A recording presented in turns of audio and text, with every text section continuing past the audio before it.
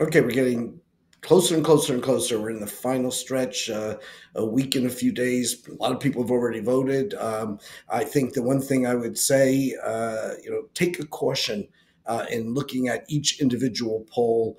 Particularly if it kind of moves in one direction or another. I don't think there's a lot of movement out there. I think it's pretty much still. I think it's baked in. I think in our numbers, when we looked at these most recent three states, of North Carolina, Georgia, and Arizona. They're all too close to call. They're all within the margin of error. I don't think it makes much sense to start splicing and dicing them to see, underlying trends in the closing hours. I don't think we see that because, frankly, there's very few undecided voters and very few people who tell us they're going to vote differently or even considering voting differently. So I think it's all about the mobilization and potentially the ground game in terms of getting your supporters to the polls either early or on election day itself. So I think that's a whole bunch of what we're seeing there. The issues maybe taking a little bit backseat right now to the personalities of the candidates and to Donald Trump, Kamala Harris, who they are, your reaction to them, and then ultimately whether you're supporting one or the other.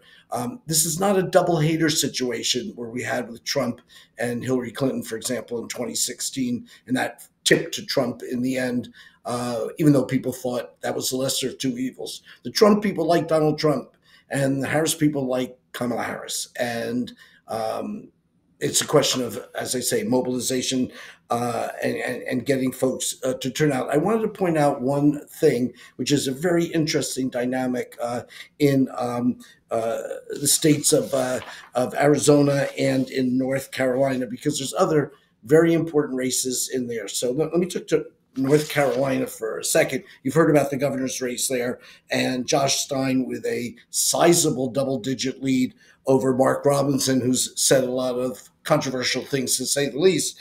And that's, as I say, a 14-point lead. But in that state, at the same time they're voting or expecting to vote for the Democrat for governor, Josh Stein, 13% of those people are also telling us they're planning on voting for Donald Trump, a Republican and a Democrat.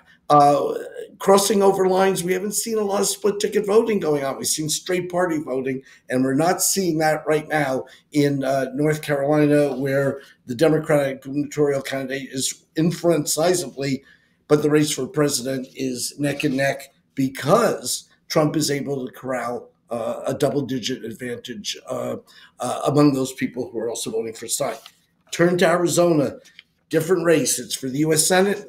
Similar analysis. So you have a contest which is 49-50 within the margin of error for president, but you have for Senate Ruben Gallego at 53%, Carrie Lake, the Republican, at 45%, an 8-point advantage for the Democrats. So if you're looking at the Senate, the Democrat. The Senate in Arizona doesn't seem to be in play like it is elsewhere, where the races are a lot closer for the Senate.